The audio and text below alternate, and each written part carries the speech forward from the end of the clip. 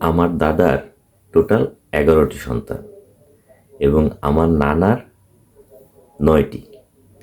আমি খোঁজ নিয়ে দেখেছি আমার বন্ধুবান্ধব বা আমার আশেপাশের যারা আছে এদের অনেকেরই দাদা বা নানার লেভেলে যারা আছে তাদের সন্তান সংখ্যা 5, 6, 7, 8 বা এর বেশি।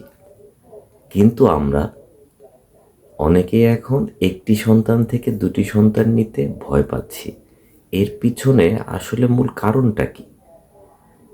আসলে আমাদের নানা দাদারা যখন সন্তান নিত তখন তারা সন্তানকে নিজেদের স্ট্রেংথ বা নিজেদের একটা সম্পদ হিসেবে চিন্তা করত।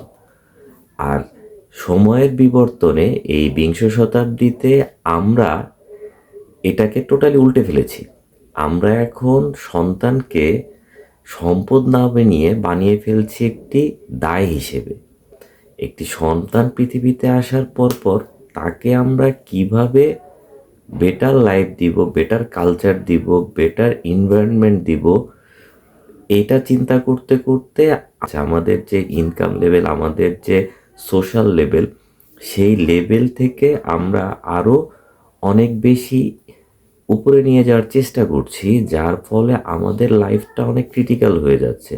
কিন্তু আপনি আপনার নানা দাদাদের কথা চিন্তা করবেন, তারা অনেকগুলো সন্তান জন্ম দিয়েছে এবং এই সন্তানগুলো আপনার নানা দাদার যে ক্যাপাসিটি ছিল, যে অর্থনৈতিক, সামাজিক, পারিপার্শ্বিক, সেই ক্যাপাসিটিতেই তারা বড় হয়েছে এবং বড় হওয়ার পরে সে তার বাবার কাজে সহযোগিতা করেছে। বাবা যদি ব্যবসায়ী থাকতো তাহলে ব্যবসার কাজে সহযোগিতা, যদি কৃষিজীবী থাকতো তাহলে কৃষিকাজে সহযোগিতা, যদি মেয়ে সন্তান হতো তাহলে সে তার মার ঘরের কাজে সহযোগিতা করত।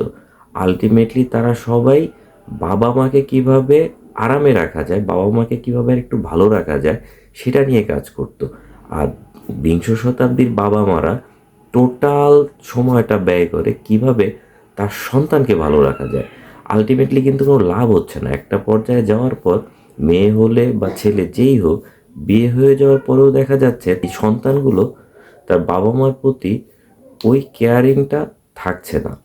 সো আমাদের আর একটু গভীরভাবে চিন্তা করা উচিত কিভাবে আসলে আমাদের সন্তানদের ভবিষ্যৎটা গড়তে হবে আমাদের। ধন্যবাদ।